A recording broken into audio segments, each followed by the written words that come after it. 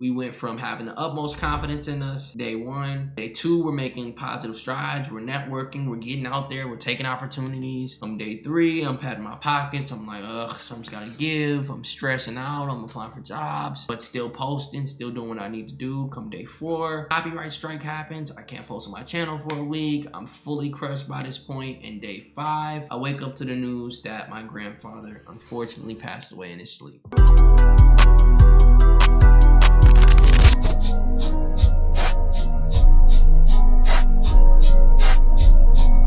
So first off, a lot of y'all may have known that I was a little inactive over the last over the last week and a half and some change. And really, I want to talk to y'all because I'm not gonna lie, last week I probably had the worst, I'd say, string of 5 days in my life. As y'all know, dropped the video on my channel. That was me basically, you know, talking about quitting my job.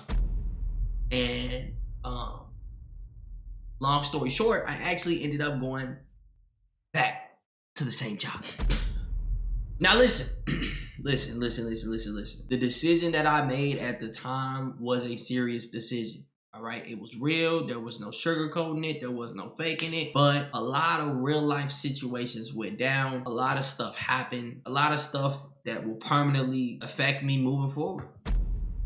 And we're going to talk all about that. We're going to talk all about that. This was like, when I say the craziest string of 5 days, you won't even believe it. So let's start with day 1. Day 1 was great. Day 1 after quitting the job, I was full content mode, man. I think that first day I posted maybe 6 clips across YouTube, Instagram, you name the platform. I think I posted 6 clips that day. And I just made this big leap. I just made this big decision, and now I'm following through with it. Like, I was feeling good about myself. Man, if only I knew what I was going to fucking expect.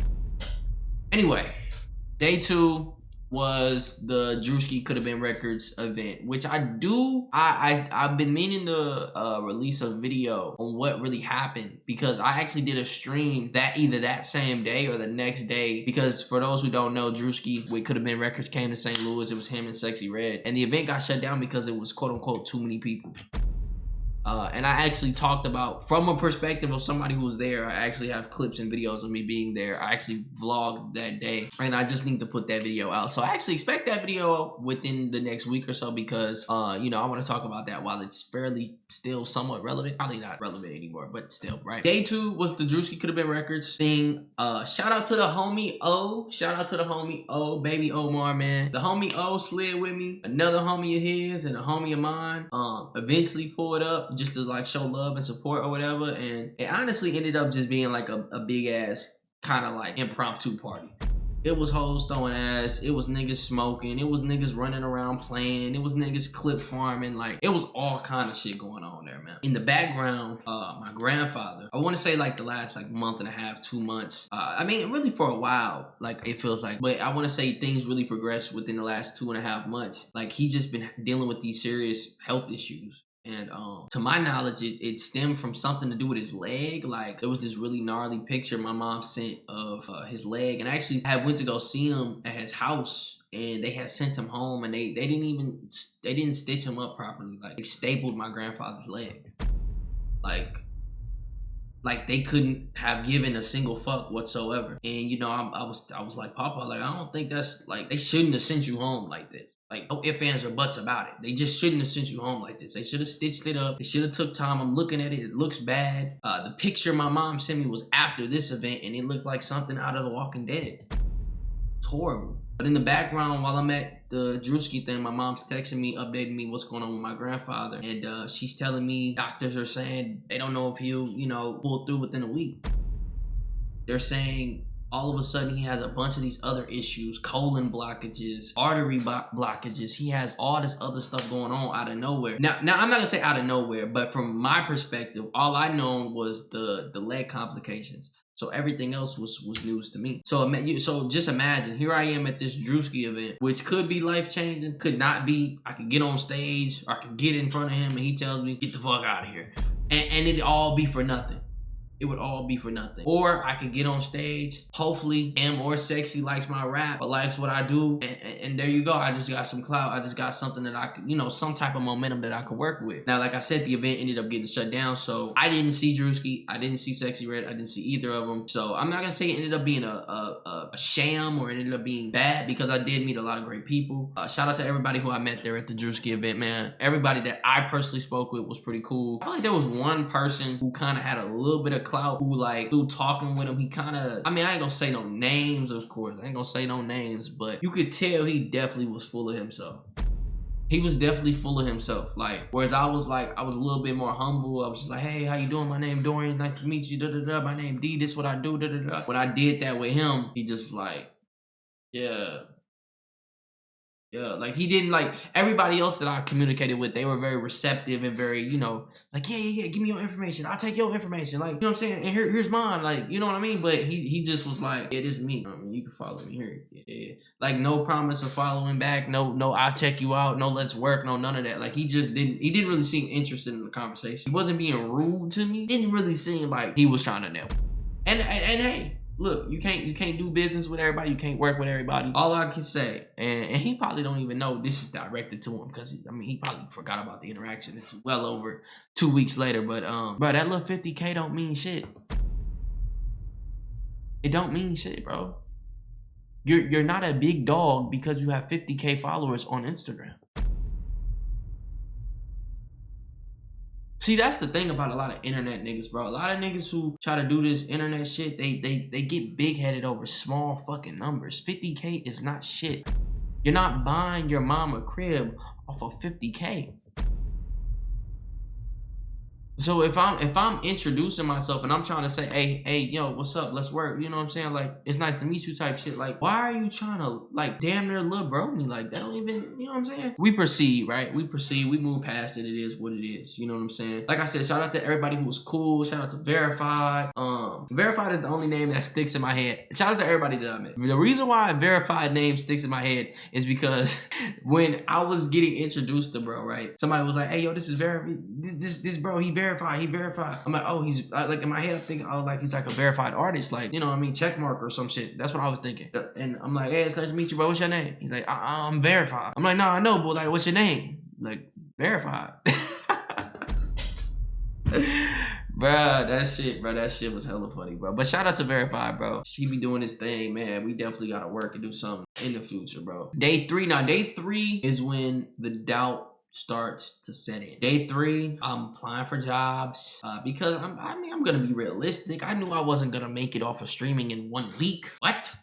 Are you kidding me? I knew I wasn't gonna make it off streaming in 1 week. So I'm applying for jobs. All of the jobs that I'm applying for, they're not getting back to me in a timely manner. I'm starting to stress out because, like that girl said in my fucking, like that bitch, yeah, I'm gonna say it like that bitch said in my what video was it? When I was looking for people to do my e-date, which I'm still trying to do that, by the way. I just don't have all the girls and shit right now. But yeah, that bitch talking about some pat your pockets, D. What you got? Nothing. Well, that week, her ass was right. I was patting my pockets. I'm applying on Indeed. Indeed, you are a son of a bitch. I hate you, Indeed. I fucking hate you, Indeed. And it's not because I'm scared of a job. It's because Indeed is the most unreliable piece of shit fucking application job finding app out there.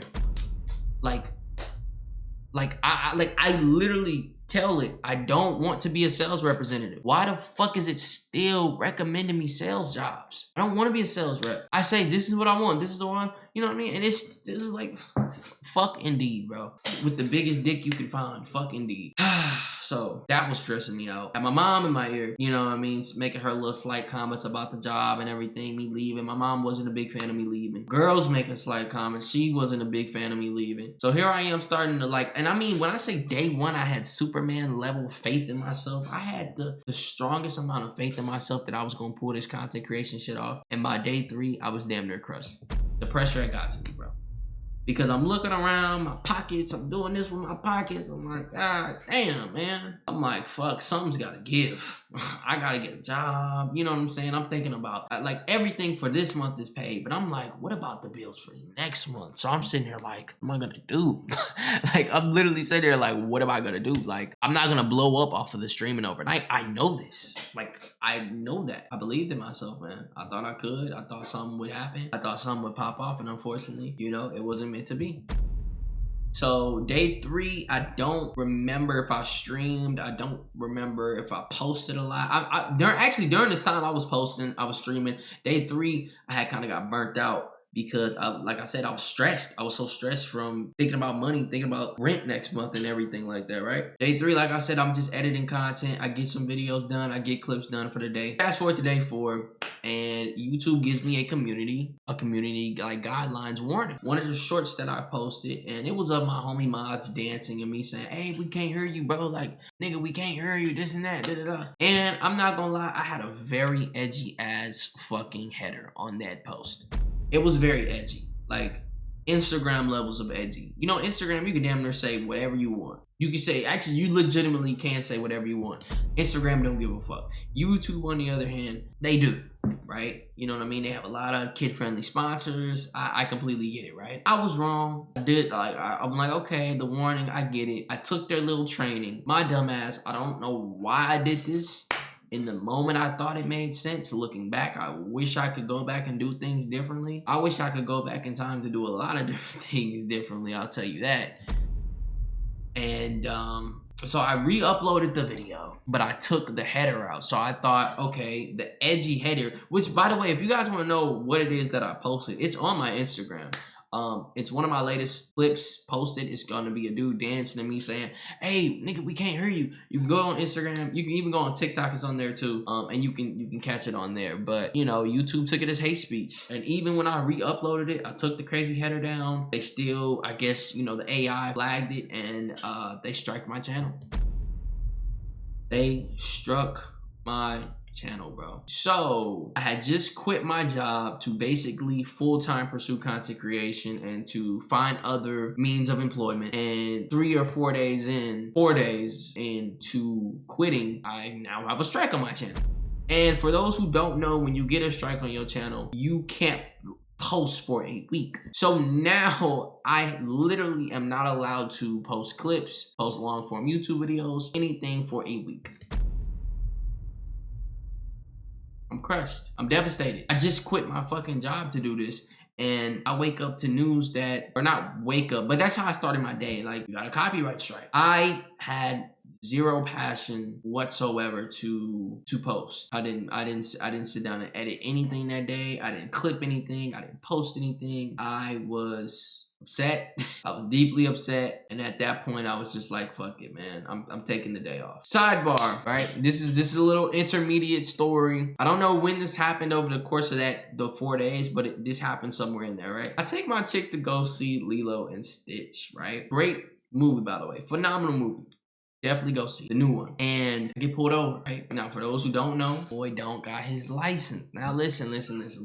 I can explain, and I will, but later, all right? We will explain this later. I don't have a license. I do have a permit. I just never, you know, took the exam. I know how to drive. I have a car, shit like that. Just never took the, you know, the exam. Will be soon. Just haven't done it yet type shit, right? I'm taking her to go see it, and we're leaving the theater. Blue and red lights come on. Getting pulled over. I immediately start freaking out. I don't have a license, this, that. I'm just immediately freaking out. This is my first time ever getting pulled over. My girl's just like, calm down.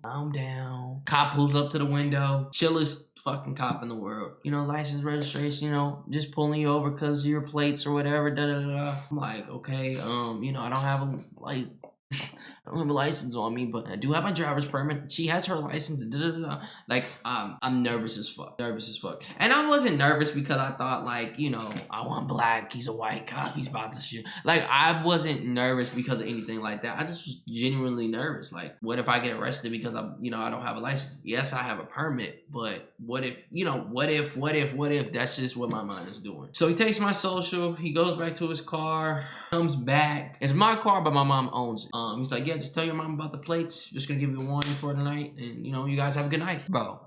When I tell you, my heart was like this throughout the whole interaction. The lights flash and everything like that. And the interaction was like 6 minutes, bro. You know, by the time we got home, I couldn't help but just laugh it off and everything like that. That was just a little intermediate story. I just wanted to throw in there. This happened over the course of those 4 days. But anyway, so now we come to the tragic day 5.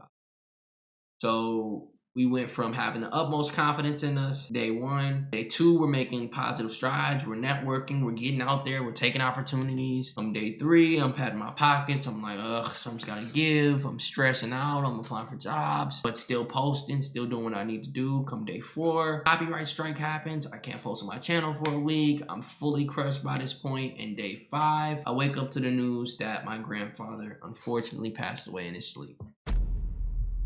You know, I wasn't too sure the lengths in which I would go talking about this particular situation. I think I will talk about it more when his funeral and stuff comes up next month, because my grandfather definitely deserves a video on my channel. He definitely deserves his own stream. For real, like, my grandfather helped me out with so much. My grandfather lived a beautiful life. I'm not trying to make people sad or nothing like that, but my grandfather, he was really that guy, you know? He was really that guy. And yeah, I will never ever forget. And what's crazy, right, is when I initially got the news, it was weird. It was like I was shocked, but then I immediately started processing it. Like by 12 p.m. I had processed it. I had come to terms with it. It like, and one thing I had always wondered, like, because this is like my first big loss I've ever, you know what I mean? Like, this is the first individual in my life who losing him was a big impact. You know what I mean? People lose family members all the time. Be like distant cousins, 6-way, you know, 6 generations down in your mom's family. You're like, oh, okay, she passed away, and we were technically family, but I didn't know her. Like, I knew my grandfather very well. My grandfather knew me. I just was talking with my grandfather 2 weeks ago on the phone. Now he's gone. Like, your mind can't even wrap around it. But then it did, and it came to terms with it, and I understood it. I thank God that, you know, my grandfather got to go peacefully. You know, he didn't want surgery. You know, he had options on the table for surgery and all this other stuff. But, you know, what made me sad is my grandfather just wanted to go home. And, you know, if it was on hospice, he just wanted to go home, watch his TV, probably drink him a little bit of soda. That's what he would say. He would say soda. And I love you, Papa. I love you. Yeah. That same day, I had a talk with a homie of mine, Santana. Shout out Santana, man. Shout out. Me and him, we work at the same place. We both trying to make it in life. We both trying to make it in music. We both trying to make it in a lot of things, right? And, you know, he just told me, like, we just had a real ass conversation for about 2 hours. He just put things into perspective, things that I already knew, but, you know, sometimes it's good to hear it from other people so that you can really truthfully internalize everything and really, you know what I mean? And that same day, that very same day, did you not, tucked my pride in my back pocket, took my ass into work. Same day. Same day same morning I got the news about my grandfather, had the conversation with Joey, or with Santana, and yeah, man, I went into work that same night. The universe was trying to tell me to slow down. My time will come, of course. You know what I'm saying? It's obviously not right now. You know what I mean? I'm live right now in front of 0 viewers. We're still creating content. You know what I'm saying? Which, by the way, if you're watching this on YouTube, come on over to twitch.tv/D Done It, man. Link is in the description below. You feel me? But obviously my time isn't right now. My time will come. There will be a time when I'm up. There will be a time when, you know, I have 2, 3, 4, 5,000 of y'all in the chat going crazy. And I can't wait for that day. And unfortunately, it's not today. And that's fine. I was trying to brute force something that needs to happen naturally, and something that possibly won't happen for years. Yeah, man, all I can do is keep my head down, keep working, keep pushing forward, and there will come a time where I won't have to stream at 1 o'clock in the morning because I had to go to work. You feel me? But yeah, man, that is the story of possibly the worst 5 days of my life. If you're watching this on YouTube, let me know down in the comment section below. Have you had a worse string of days than the string of days that I've just described? Yeah, I mean, it is what it is. Like I said, we keep pushing. We keep pushing, and that's why we back here tonight.